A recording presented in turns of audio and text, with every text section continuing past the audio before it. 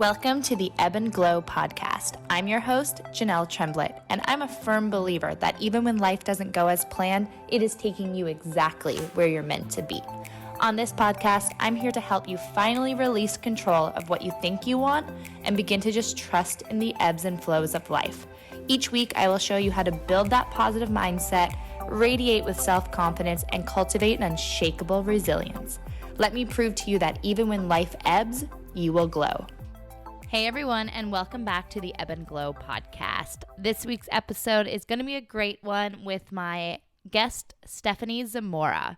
I loved my conversation with Stephenie today, and I realized all of a sudden it was like the hour was almost up. I looked at the time and I thought, have I asked her anything yet? It was crazy how quick the time that I had with her went. I told her afterwards that her energy was just so calming, and she was such a storyteller that, I was just so in tune with everything she was saying that the time went so quick. And I love having guests like that because, one, they're a fantastic storyteller, like I said, and two, you could tell that the learnings that they have had through all of the hard times they've went through, you could tell that those learnings are so genuine, because they look back and they reflect enough, and it's clear kind of the ebbs and flows that they've had in their life and how all of those hardships have helped them glow in the end. So that was a fantastic conversation with Stephenie, which you will love. I want to give you a little insight into who Stephenie is before we jump into it.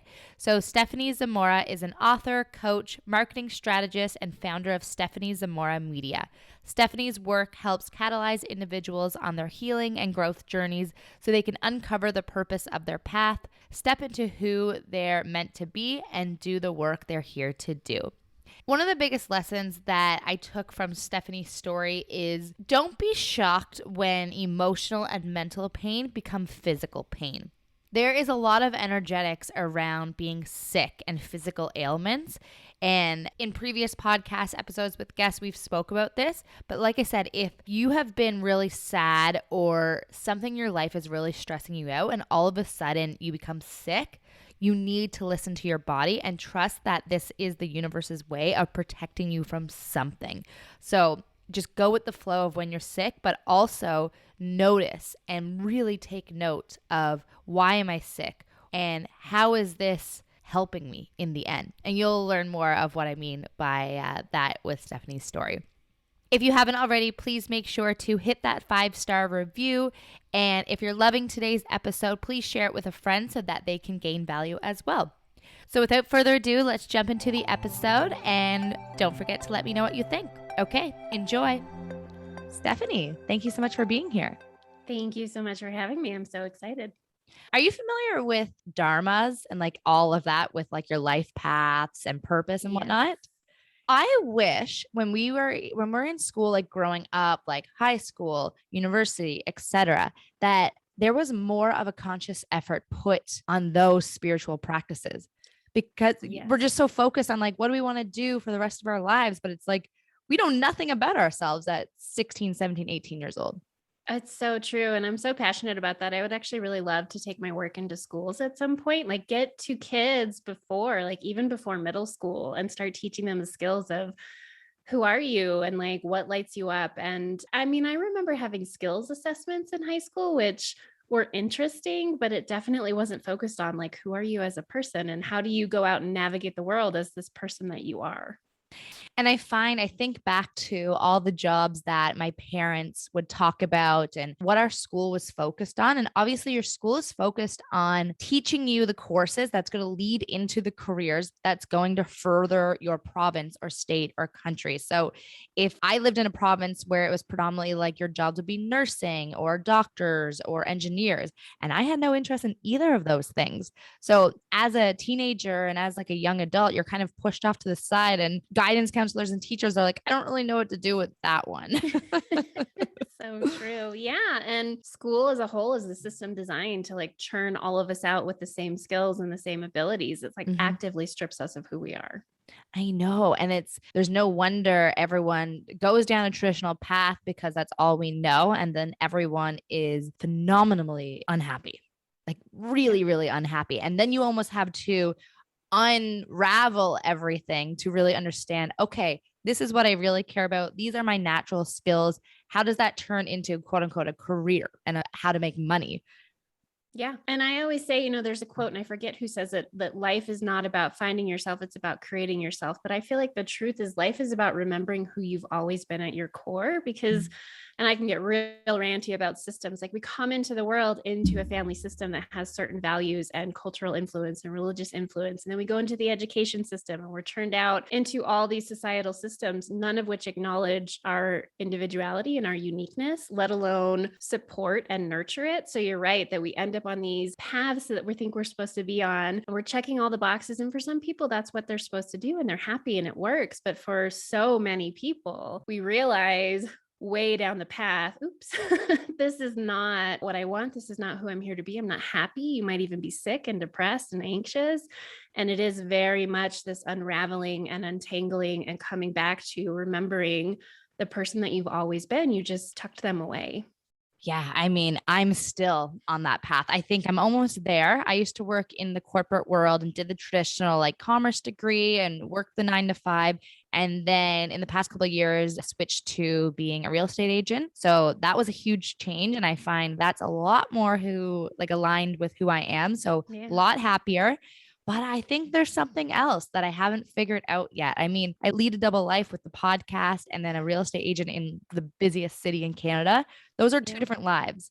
And I'm trying to figure out where they merge and how it all links to my life purpose. And I mean, I'm still working on it. Well, and I Really. love that you have that awareness, because I really believe life is always shaping us and none of it is a waste. Like I went to school for graphic design and branding and went down this whole path. And granted, I still do some design and branding in my business, but so many of those skills actually help me in the work that I really feel like I'm here to do. And just everything that I've been through, everything that we learn, everything we go through, our relationships, our life experiences, good and bad, shape us even more and influence our purpose. So it's not for nothing. I know it's frustrating sometimes, but I love that you have that awareness, because you're able to constantly tune in and say, does this feel right? Or you can have that self-awareness to say, well, yeah, I'm doing this and this feels more like me, but I feel like there's something more. I completely agree, because every job I did at the time I was doing them, I'm like, I don't know where the hell this is going, but whatever, it's fine for now. But I mean, the other day I was setting up email campaigns for both real estate and the podcast. And it's like, without my marketing experience and that marketing background, I wouldn't be able to create an email campaign or even have the drive to figure it out, and just like little things like knowing how to sell, knowing how to be accountable for timelines and et cetera, et cetera. But yeah, I don't know. I don't know if the life purpose is figured out yet, but I definitely feel a lot more on track than I ever was. Good. Yeah. Now, when you talk to people or when people are wondering like, what is my life purpose? What am I here for? What's the first question that you ask people? My process is very intuitive and it probably feels really random to most people, but it works for me, because anyone who has ever told me, I don't know what my purpose is, I don't know why I'm here, they literally proceed to tell me exactly what their purpose is and why they're here. And sometimes it's clearer than others, but we usually follow that up with, and this is what I'll start to ask, and I'll kind of meander my way towards it in different ways, but it's really about like, if the how didn't matter, if money was not an object, a necessity, a worry, if you didn't have to worry about disappointing or being shamed or rejected or whatever, anyone in your life, like what would you do? What would you spend your time doing? And a lot of people will talk about what they can't do and why it's impossible. And in doing that, you're starting to describe, this is what I desire. Like, this is who I want to be in the world. I would throw all of this away and I would go painting on the ocean side. Like, our impossible feeling desires, the things that we think we can't do. And it's so fun to have these conversations. We have all these really reasonable, justifiable explanations for why it can't be done. And people love to tell me that. But in the process of doing that, you're also telling me what it is that you want. I truly believe we always know, like our purpose is hard coded into us. How it expresses itself will change throughout our life. Like we were talking about, life is always shaping us. So how my purpose has expressed itself has changed as life has shaped me, as I've evolved, as I've gone through experiences. But that seed, that core is always there. The way that we're here to show up, the things that matter to us, our contribution is always there. So it's never that we've lost it. It's never that we don't know. It just gets buried by all the expectation and obligation. And we're so convinced. And so I love to have those conversations about give me your objections first. I will help you figure out how to set them to the side. And then we're going to talk about either what you would want to do, some people know, or the opposite of that, where they're just like, well, this is impossible, but I would do X, Y, and Z. And it's like, okay, let's start there.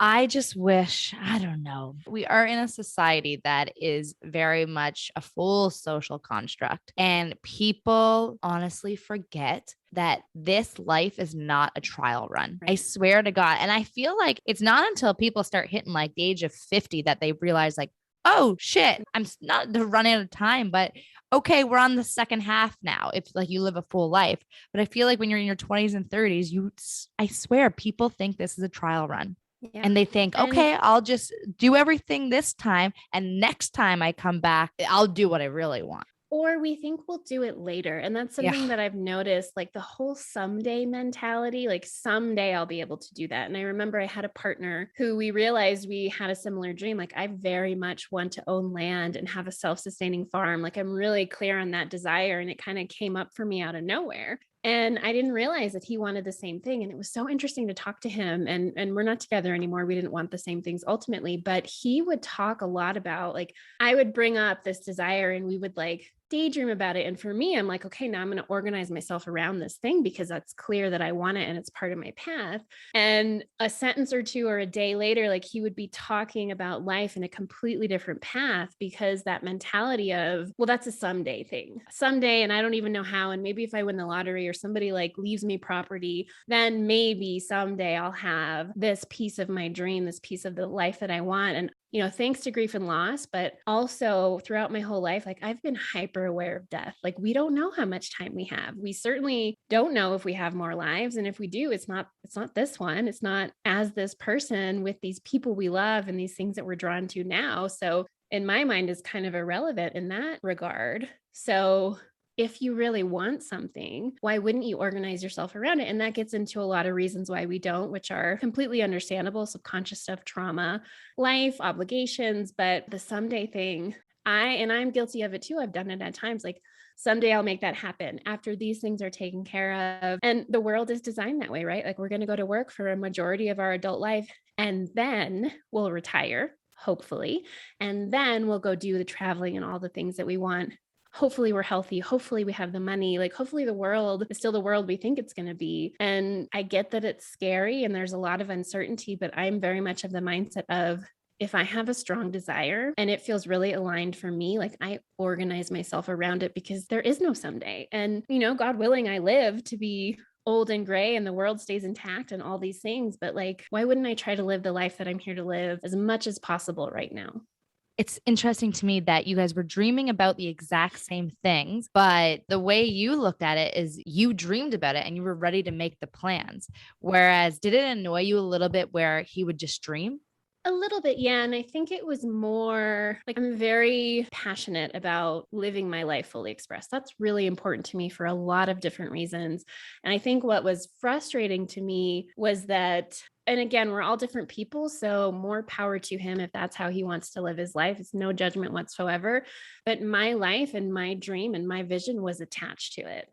And to go from like, yes, we're going to do this thing and want it to be magical and wonderful. And here's all the details to like, we're going to move down this path. Like, this is where I'm going to put my time and energy. For me, it was frustrating because it's like, if that's what you want to do, great, but I don't. And like in doing that, and I think that's what's hard about relationships, like you're shrinking my vision, you're extending my time frame, like you're taking my possibilities and options off the table. And I'm very, again, just so passionate, almost probably intensely so compared to most people. Like I know that life is short. I know I've wasted a lot of time of my own life not doing things the way that I want or not showing up as the person I'm here to be. And I just don't want to do that anymore. So I have more of a sense of urgency of, again, yes, I hope I live a long, healthy life, but please don't delay my timeline because of whatever your reasons might be for that. Like, please don't just like indulge it like it's some fun idea when I'm taking it really seriously. So I would say that was my frustration.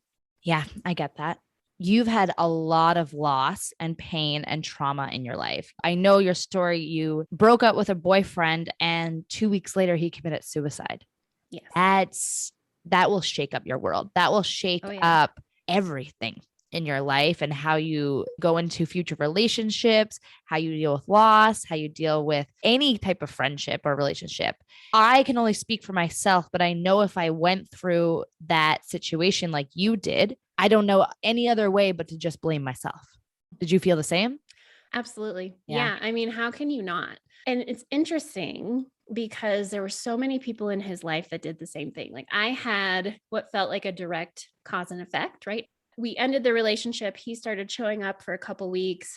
And I told him, and I felt like I had to be very cold and clear so that I didn't give him anything to latch onto. Like, you can't come around anymore. This is over. And so 2 days after that, he killed himself. And so there was more of an obvious cause and effect where I could say that was my fault.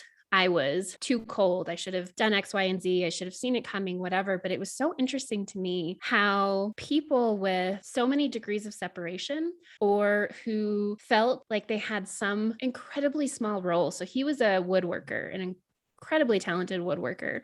And he had been working with a family friend to get some like very specific type of screw. And that friend hadn't made it a priority, had other things going on, whatever. That friend felt like, oh, if I had made that a priority, like, would it have been different? So I think with any suicide, everyone feels some degree of guilt or blame. But yeah, I absolutely, like, looking at the timeline and not knowing all the details that I would find out later, of course I blamed myself. I have a friend of hers committed suicide recently, and they lost touch over the past couple of years due to the pandemic and due to just like everything, you know? Um, and she has so much guilt around, oh my God, if I just kept in touch with her over 2 years, like so and so. So you're right. Like someone could not have talked to you for 2 or 3 years and they'll feel the same amount of guilt as you in your position that you just kind of had a conversation with him 2 days prior and was like, please, like, back Yep. off. Absolutely. It's And again, our phenomenal. brains cause and effect. And we care, we care. And we always, I think, wonder what we could have done differently. And it took me a long time to get to a place where it was like, okay, if we want to indulge this, yes, maybe I could have handled all that differently. Maybe he would have lived another week or 2 or 3 months, but there's no way to know it wouldn't have ended the same or in some way have been worse for me or for him or for both of us or for someone else. Like there's no way of knowing. And the thing that has been really helpful for me, because no, it's not my fault. And I was a factor. And I think it can feel, and I can only speak for myself really, but I know it felt like when people were like, it's not your fault. It's like, yes, I need to hear that. And I need to make peace with that. And I need to believe that and understand it because it's true. And I needed to acknowledge that I was a factor. Like there's still things for me to process around that. Like, and to just dismiss it, I think can be damaging. So it was helpful for me to really get to a place of acknowledging that no, I wasn't the reason. No, it wasn't my fault. There's no way of knowing what I could have done differently if it would have changed anything. And acknowledging, yeah, I was a factor towards the end of his life. Did you keep in touch with his family or friends or anything after that? Yeah. Yeah, I became very close with his parents. I still consider them family and friends, and we have built our own relationship that's not based around him. So I'll go visit, we'll spend time together, but it was very healing. I was so glad and so grateful. I was so glad that I had the courage to go to his funeral because I felt like I was to blame and I had no idea what they would think, And even though his mom texted me the same night that they got the news and said, we in no way blame you, it was like I had no ability to believe that. I'm so glad I was brave enough to go and brave enough to accept their invitation to stay with them because I spent a lot of time with his parents, with his family, and I had some really eye-opening and healing conversations with his dad, especially that shed light on things I would have wondered about for years and that allowed me to start healing and allowed me to put more context around what had happened. So yeah, I'm so glad. I know it doesn't go that way for everyone. I'm so glad that we spent that time together and I'm still very close with his parents. In hearing you replay the story and talk about your healing, it seems like, I don't want to say smooth sailing, but it seems like you went through the right steps to process that grief. But I mean, I know your story, like this eventually led you into a very toxic another relationship. How? How do you think those are related? Well, and I can look back now, it's been a little, almost 7.5 years since he died. So I can look back in hindsight, obviously, but what had happened, part of what happened was I had PTSD from the loss. And I had no idea this was a thing. Sudden bereavement, traumatic loss, can leave everyone who's a survivor with PTSD. And so my PTSD was really bad. And my brain started deteriorating over the months afterwards. And 6 months after his death, I wasn't functional. It's amazing that I got anything done. And I really only did because I had a business manager on my team who would remind me of things. I didn't know who half my clients were, some of whom I'd had for years. I would drive in circles trying to go home because in the time it took to lap the block, I would forget that I was going home. I lost moments. I would have things in my hand and look away and my keys would be gone and they'd be in the couch or something. It was just so bad. And I couldn't tell you what I did the day before, let alone put my own life story in order. So my brain, for one, was not functional. You were in a daze, basically. Yeah. And I couldn't make sense of anything. I could really only engage with the present moment, but not even with full presence because I was grieving, because my brain wasn't processing right. And so this particular person basically took advantage of that. And there's a concept in post-traumatic growth called energy boundary rupture that I really resonate with, where it's essentially the trauma is so intense that it ruptures the boundaries between consciousness, between realms, however you want to frame that. And that's what I felt. My heart loved this person's heart. My soul loved this person's soul in ways that were not relevant to this realm, to this life. New relationship or new relationship. Okay. Yeah. So it's I wasn't registering all the red flags and I was connecting with people on a deeper, different way because I was so broken and broken open. So it was just this weird mix of things. And I can also look back now and say my self-worth really tanked after my loss. Blaming yourself for someone's death, even with the conversations I had with his parents, my self-worth, I didn't feel like I deserved anything good. So I waltzed right into this toxic, abusive relationship. He was an addict. He was masterful at confuse and overwhelm. I never had any idea what was going on. It was abusive in a lot of different ways. It was traumatic. He was very controlling. And I couldn't see it because he kind of perpetuated and deepened some of the PTSD pieces. I didn't think I deserved any better. That's for sure. This is the first time I've heard someone say he was a master at the confuse and overwhelm. Is that a regular term and a phrase that people would use? No, that was just my experience. I don't know if that's something that people do, but it was fascinating to watch. I actually watched him do it to someone else. We went to this thrift store and there was this painting he wanted that was $100. And he goes up to the counter and he says, I'll give you 20. And the guy laughs at him. He says, no.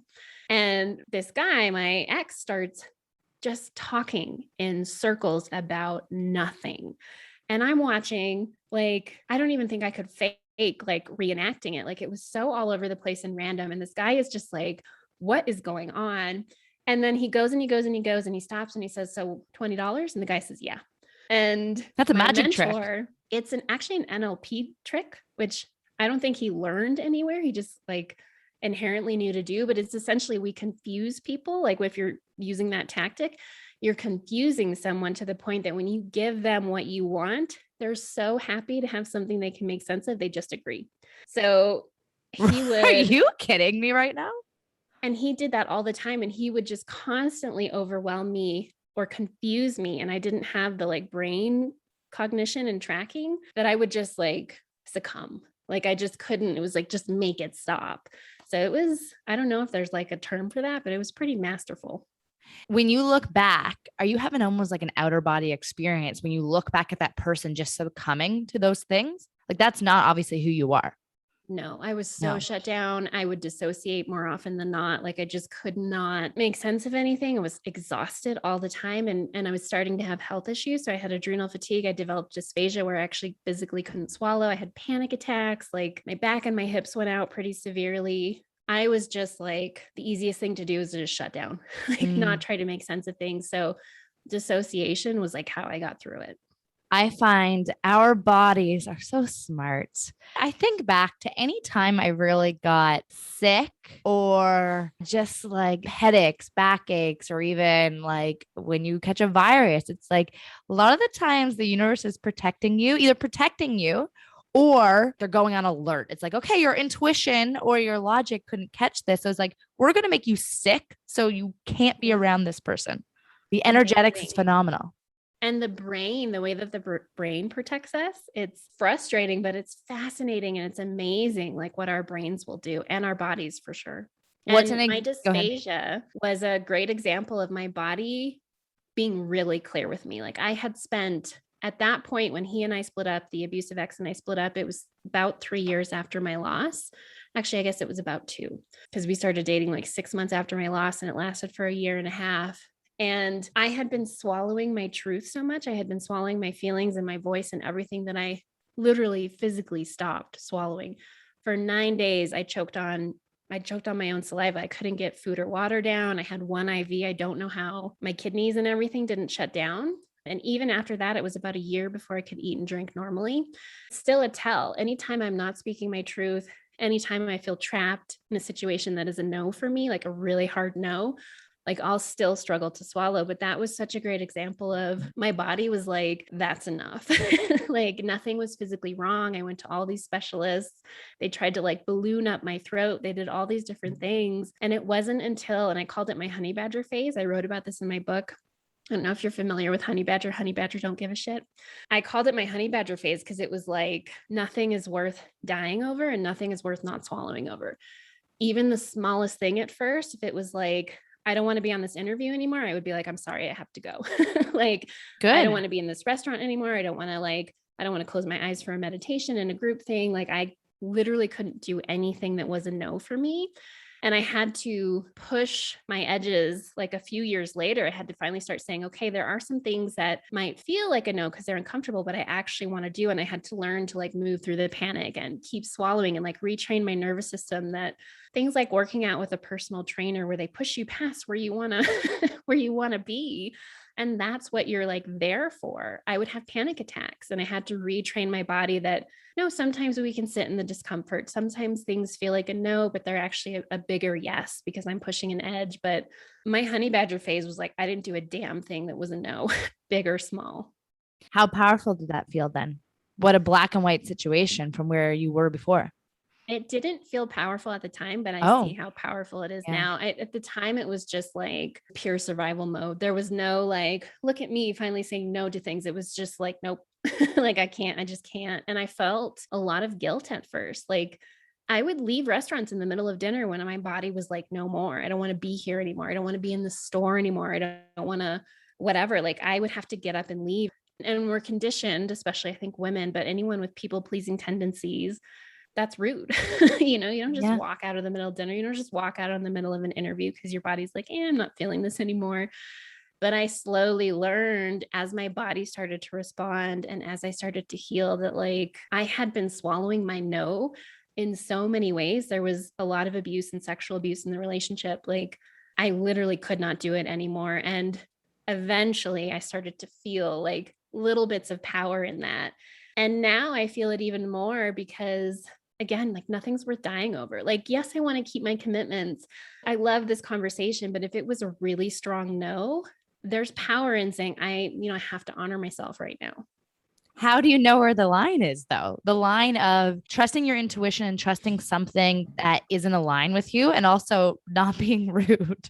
Like it is a fine line, like you said. It's discernment. And I teach that to all my clients and to the point that they'll say it themselves. I'm like in their head, discernment, because it took discernment and trust, like knowing myself and my intuition and putting that first and discerning.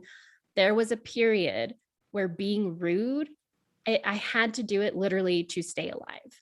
Like it was not an option for me to consider that someone else might think it was rude. And that took a lot of self-love, which I don't think I felt really at the time, but it was just like discerning what's most important and when it really matters. So again, like it was a few years later that I started working out with a personal trainer and I had to say, okay, I don't want to do this workout anymore and I'm going to have a panic attack if I do, but like, this is a time to stay. This is a time to move through that. And it took pushing edges, even in social situations of like, maybe I can stay at this restaurant like until the check comes. Like, let's just try that. it's time to push the edge. You're not at a place anymore where it's going to kill you. It's going to keep you from swallowing food and water. And that took so much discernment because everyone's going to have an opinion. Nobody wants to go out with somebody that might walk out. Like if you were introducing me to colleagues or friends and I was like, okay, I have to go now. Like there's all these things to consider. And so it took really discerning like what's most important right now. And I would have really clear, conscious conversations with people.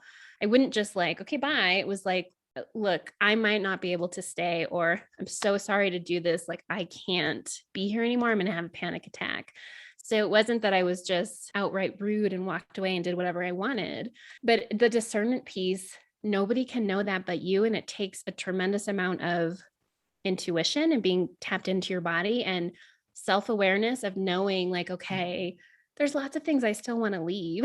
There's lots of times that I can feel the discomfort in my body and I might even struggle to swallow a little bit. And I have to consciously say, okay, where am I at in my healing? What's really important to me right now? Is this an edge I can push? And is that what needs to happen? So it takes a lot of self-awareness too. What was the final straw of that relationship that you thought to yourself, I got to get the hell out of this? Because a year and a half, that's a long time. Yeah. Well, and I was slowly working on getting my brain back. I went full court press. And actually, I went full court press when I stopped swallowing, which was right at the end of the relationship. But what does that mean? Like I did everything, anything that could possibly help. Like I found a way to do it, like different healers, coaches, therapies, whatever, like I would do it. And it was actually on his birthday. The whole day was just bad. Like he was annoyed with me in the morning. Like he was one of those people that needed me to be the way he thought I should be. And that was very apparent. And he was upset with me, I think because I wasn't happy enough that morning. Like I didn't show up the way that he wanted. We went to a networking group that we were a part of. And then we had planned to spend the whole day together. And because it was his birthday, I was like, I have to behave and, I have to be happy. I have to like, and I don't drink. And I like chugged 2 beers at like 11 a.m. or maybe earlier to like, this is the only way I can get through this. And we like went to the pumpkin patch and we did all these things. And we went to like train with his personal trainer. And then we went to eat. This is a weird birthday schedule. I know. It was like all the things he wanted to do. Oh my God. We're sitting at this little Mexican restaurant. And this is before he's having friends over that night, all of our friends over for dinner. We're sitting at this restaurant and I'm telling him, like, I'm bearing my soul to him around like who I am and what I really need and like what makes me me and the kinds of conversations I need to have and the kind of support that I need. Like I'm really putting it out there after I've sobered up. Right. And he looks at me and he goes, all of that needs to be a part of your business and that needs to be over here. And I was like, this is over. Like you'd think all of the other trauma and abuse and bad things would have been it, but there was something about that was like, all of me was like, I can't be in a relationship with a person who only wants little pieces of me and wants them in specific ways. Like I can't do this anymore. And so we go home and like have all the friends over and I'm like trying to hold it together. And I'm talking to one of our mutual friends who was my mentor. And I tell him what my ex said to me at dinner, like the hand motions and everything. And my mentor looks at me, he goes, no, you can't be in a relationship like that. And like, that was the straw that broke the camel's back. I don't know why. There was a lot of really good reasons to leave, a lot of abuse that I know my subconscious tucked away. And I was so confused and dissociated all the time, but something about that just like, all of my body was like, no. I resonate a lot. I could probably handle different forms of abuse, but what you just described there, that would probably be the last straw for me too. It's someone basically telling you that they don't unconditionally accept you. They don't. And that was the thing. Like my whole life, I had felt like I was too much. Everybody liked the idea of me, but they wanted to pick and choose the parts that worked for them and that I wasn't lovable for who I was, like who I wasn't wanted. And he was the only person dumb enough to say it out loud to me, like to my face with these arrogant hand motions and everything. And I think there was something about that was just like, no, I just can't. Like, I find with those personality types, like that narcissist type of abusive person, was he shocked when you finally ended it? I think they don't think people are going to ever walk away. Yeah, he was. And I think both of us were shocked at how quickly I moved. Like a week later, I was in my own place and he convinced me to let him help me move. And he lingered for a little while longer. He lingered in my life and like showing up and doing different things for I think a couple months. And then I stopped swallowing and went through that whole thing. And what is crazy to me and also makes perfect sense if you understand like what I needed is I called him when I was in the ER and I wasn't living with him anymore, but he was so controlling that I knew he would move heaven and earth to like take care of things. And I was scared. I hadn't eaten or drank anything in a few days. I needed somebody who would move heaven and earth to like make sure that I got what I needed. So I called him and I think I traumatized him that night because I was like, felt like I was dying and choking and freaking out. And like, just like, it was a horrible night where I couldn't swallow at all. But that's also one of the last times he abused me. Like it was a whole messed up situation. But it took the not swallowing too, to be like, again, I literally cannot do anything that my body is a no to. And my body is a hard no to this person being anywhere near me. The phrase I hear a lot lately is trauma bonds. And I feel like you may have said that that relationship with that guy was due to a trauma bond situation. The more I understand about trauma bonds, maybe with him, part of what I needed at the beginning because of my PTSD, because I was so broken, I actually had a very clear craving for masculine energy. Like I needed to fall apart. And at that same time, I invited and found like all these amazing men in my life, all these amazing friends. But the way that he was controlling actually at the beginning was exactly what I needed. Like he took care of everything. I didn't have to think about anything. And so I think like that was one of the things that really drew me in and made it easy for him to kind of scoop me up when I was so broken, was it was like I just couldn't function anymore. But my understanding of trauma bonds, and I'm not an expert by any means, there's like very significant highs and very deep lows, and you kind of get hooked in. And that wasn't the case. Like there were some really bad things that happened, but there was a steadiness to the relationship at the same time. One of the relationships I had later was more of a trauma bond, even though he wasn't abusive at all. Interesting. Yeah. How do you go through a relationship where an ex commits suicide and then going through a relationship that's very abusive like that? How do you have a healthy relationship after that? How do you learn what a healthy relationship is? I'm still learning. Yeah. That's the thing, and I had a period after that abusive relationship. I called it my boys of summer, where I was, for me, somewhat slutty, where it was like I was going to be in control of how often I saw someone, how many people I saw, what I didn't do, if I ever did anything again. And so there was a year after that relationship that I was like, I couldn't understand why I would be in a relationship. And it wasn't even from like a jaded place. It was like my brain could no longer understand why anyone in their right mind would go out looking for love. And the idea of someone saying, I love you, felt horrible to me. Like, what an awful thing to say to someone, right? Like, that means you're going to abuse them and do all these awful things and control and manipulate. And it took a lot of therapy, like a year and a half of weekly therapy, to get to a place where I was able to start a relationship. I guess that would have been a couple years after the abusive relationship ended. And I picked the perfect person. He was not my right person. This is the person we talked about the farm with. He was so passive. He was sweet, gentle, neutral, like not masculine, not necessarily feminine, not a controlling or abusive bone in his body, and ultimately not the right person for me. But there was something I needed with someone who was that safe, that like flat. And I don't mean that in a bad way, but like, and there was a lot in that relationship that wasn't great either, but I needed something that was just the opposite. And I'm still learning, like I'm learning about my attachment styles. I'm pretty sure I'm fearful avoidant now that I've been through everything. I tend to keep starting things with people that are controlling. Thankfully, I can see it now and I can step out of it, but it's a process of understanding the trauma and healing and clearing it, but also building trust in yourself that like, maybe it's possible I can make a good choice and find a good, healthy partner again. And it just takes a lot of work and support.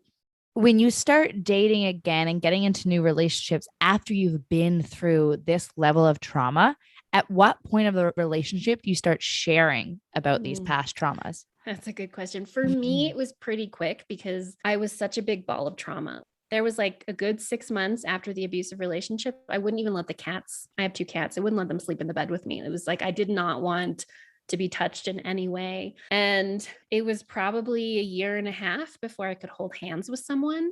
I couldn't fall asleep next to a man. So it was kind of like, and I had a thing for a while, my whole boys of summer phase, where it was like, I could be physical with someone once and then I didn't want to be I was like, keep it away from me. And so I had to be clear with people, like, without going into all my like baggage, like, here's the things that you probably need to know. Why I can't hold your hand. Here's like probably going to wake up all night long in a panic if I try to sleep over. I'm just going to go home. Like, we can either see each other again or we can be intimate. Like, there were things I had to be like, look, most people don't want to hear this stuff, but like, you're going to find out one way or another. Like, my body just had to go through what it had to go through. So I would have those conversations at a capacity that made sense early on. And then in my first long-term relationship after the abusive relationship, we had a whole conversation about what happened and like the effects of it and the things that I needed and the things that I was working through. You know, he wasn't great at the support and helping me through all of it, but he was understanding and he held a lot of space for it. And that made a world of difference. So I think it's, again, discernment for anyone who's listening, who's like, when do I do that? You kind of know where you need to early on, and you can kind of feel into like the timing of those conversations. It's interesting that you describe that as not supportive though. And this is the thing I think that's hard, is not taking my trauma responses personally was hard for him. So things like, if I got triggered, what felt safe to me was to go home. And to him, having abandonment issues, you know, that brought up all his stuff, understandably so. And so there were ways that he was very supportive, and there were ways that he held space and listened and helped me understand that I wasn't wrong and it wasn't my fault and all of these amazing things. And then there was a lot that was like, it's not that I want to leave, but there are times that I will need to, like, and I can discern those pretty well, when I can stay and have a panic attack, or when it's like, I really need to go home for my health. And he would say he was okay with that, but it was clear that it wasn't. And so, you know, and that's understandable if you have abandonment issues and something happens and the person needs to leave. So it's not that he wasn't a supportive person. It's that there were things that were not necessarily supportive to my healing and growth. And that's a hard thing to navigate. You know, it takes a very special person to be able to have space and save space for someone that's been through so much and also not take it personally. Yeah. It's like really, really hard. I know I would probably take it very personally. I would try and not to, but I would. Who wouldn't, you know, and I know that about myself too. Like, there's things I know I can tolerate and not tolerate. Mhm. And so I never make him wrong for that. And I completely understand it. And I think it's important, like the way of talking about it to me feels important, that like someone's behavior not being supportive to your healing and growth does not necessarily mean that they're not a supportive person. Like, the languaging is very specific in that I can completely understand why he felt that way and why things happen like that. And if you're in a place where your healing has to look a certain way, really good, kind, supportive people can actually be very unsupportive and even detrimental to the process. Like I said earlier, you've been through a lot. Like a lot, but it's obvious to me. You say you're still healing through things, and that's very natural and normal. But can you look back at everything you've been through and see very specific ways about yourself that you're like, I wouldn't be this person today if I didn't go through that? Oh, absolutely. And I see that a lot in my work and me as a person, which I think translates very obviously into being a coach. But I have a much better understanding of trauma. I have a much better understanding of the way people work and why. And I am able to hold a lot more space. I think I've always been pretty good at holding space. And I've always been someone that people tell like their deep, dark secret to if you've just met me. But I think that I have learned how to be with people in darker places. And I also have such a different appreciation for life, for like all aspects of it, like not just the good stuff. I definitely appreciate the good stuff and that I'm here and I can eat, you know, and I can like function and have a life after everything, and a deeper appreciation for the hard stuff. And it's not that I think that everything we go through has to like be turned around into some positive that helps other people, but a lot of the times it shapes us. And if we allow it to shape us, we get to consciously choose how it shapes us and what we're going to do with it in the aftermath. I'm not a person who believes everything happens for a reason from the perspective of it's all divinely inspired and for our highest good and whatever soul agreements beforehand maybe, but also this life is human and chaotic and awful and hard sometimes. And to me, it doesn't really matter so much why things happened. It matters to me that they did and what I'm going to do with that. And so there's so much in my life, you know, I've said this on plenty of interviews and in plenty of places, but it's still, I can feel the grief at the same time. I feel the gratitude. Like there's so much in my life that I love and so many people that I cannot imagine not having in my life that I only have because he died. And there's the duality piece that I think is hard for us to wrap our little human brains and hearts around. But like, I feel a lot of grief about that. I'm not glad he's dead. I would trade all of it for him to still be alive. And I am so truly grateful for everything that I have now. And so it's just like the messy human experience, I think. Amen to that. To link it all back to what we talked about at the beginning, do you feel like you're living your life purpose today? Yes, absolutely. And why? Well, and it's interesting to see how this has shaped me. Like, again, I really truly believe that we all have, like, our purpose is hard coded into us, and how it expresses changes as life shapes us. And so if you look at the trajectory of my life and the things that I was always called to and that really lit me up, especially as I started figuring out what my purpose was and who I was here to be, like, a lot of that has stayed the same, even though I stepped away from it for a while and in different capacities, but it's deepened and it's richer and it's fuller and it's evolved as I've evolved. And I think the biggest thing is that my guiding star for that, and I think it should be for most people, is that I feel most like me than I ever have. And I'm still healing and I'm still growing and I'm still untangling things, but that's my GPS system, is like, does this feel like me? Do I feel like me? And only we can know that. Like, you could have ideas about who I should be if you know me in certain capacities or for a certain period of my life, but like, I know when I feel most like me, and I have never felt more like me. And my work has never been such a full expression of who I am and what I feel called to create and contribute. And same with my life. Like, I'm really organizing my life around what it is that I want and who I want to be in the world. Did that answer your question? Of course. Tenfold. Tangent, I feel like. No, not at all. Last couple of questions for you. You said your dream is to own farmland. Where are we with that? So we are at the start. I'm actually getting ready to do a vlog to share all my exciting news, but I moved home to New Mexico. I'm staying with family right now, and I am going to find a camper or an RV to live out of on family land so I can have this family time that I want, and I can continue like reducing my expenses so that I can save up money. I would like to own land in Montana in the next 2 or 3 years. And I'm learning, like, I think the whole RV camper thing for me is like a practice run of learning all these different skills that I'm going to need to have, whether it's building or wiring or water or whatever, learning to live with less, because I imagine I'm going to buy land that I'll need to build on. And if I want it to be self-sustaining and I want to have animals. So I'm looking at this as, it's a way that I'm saving money in one regard, but it's also like, I'm going to get to learn a whole lot of new skills and I'm going to have a lot of support in doing that. But yeah, that's where I'd say I am, about 2 to 3 years out. I love when people have dreams and they go make them happen. I'm like you, where I dream, but I get shit done. Yep. Do you think that ex of yours in a couple of years, when you have the land, do you think he's gonna be shocked?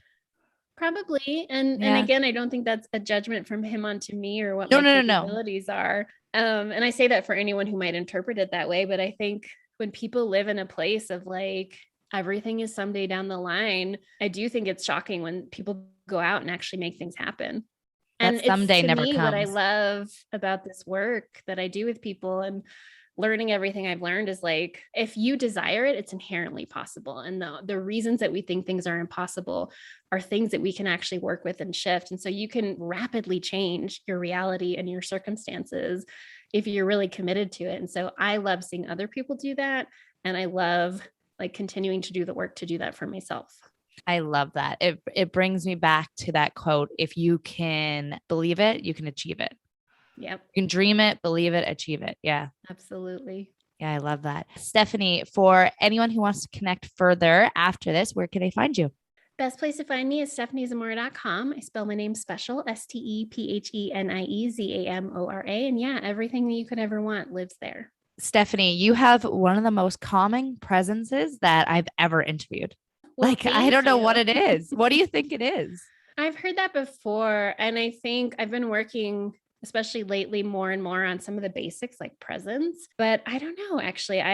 I'm getting over a cold. So I feel like I'm having to like push my energy out to like get my voice out. You know how when you can't breathe as well. But I don't know. But thank you for the compliment. Yeah. Like, I think you'd be an amazing yoga teacher. No, that's the energy you give me. Oh, I love it. I really, really like it. Like I want to, like, I want the lights to dim right now. I just want to like, namaste. Stephenie, I appreciate you sharing your story here today. What I gathered from this is that it doesn't matter what happens in your life, you will get through it, as always. And you can have that duality of that grief and gratitude, and that honestly someday doesn't come. So if you're dreaming anything today, you got to start executing it. Organize yourself around it. Just do it. Just like whatever it takes. It'll be so worth it. Stephenie, thank you so much for being here. Thank you for having me, and thank you for having these incredible conversations and doing this work while you're figuring out your purpose as well. It's so important. Did you know that I'm not only a podcast host, but in my full-time career, I am a Toronto-based real estate agent. In 2021, I closed 100 deals. Yes, you heard that correctly, 100. So if you or someone you know is a busy professional looking to get into the Toronto real estate market and looking to work with a realtor who values your time, make sure to reach out to me and let's get connected. And in the meantime, we'll see you here back next week.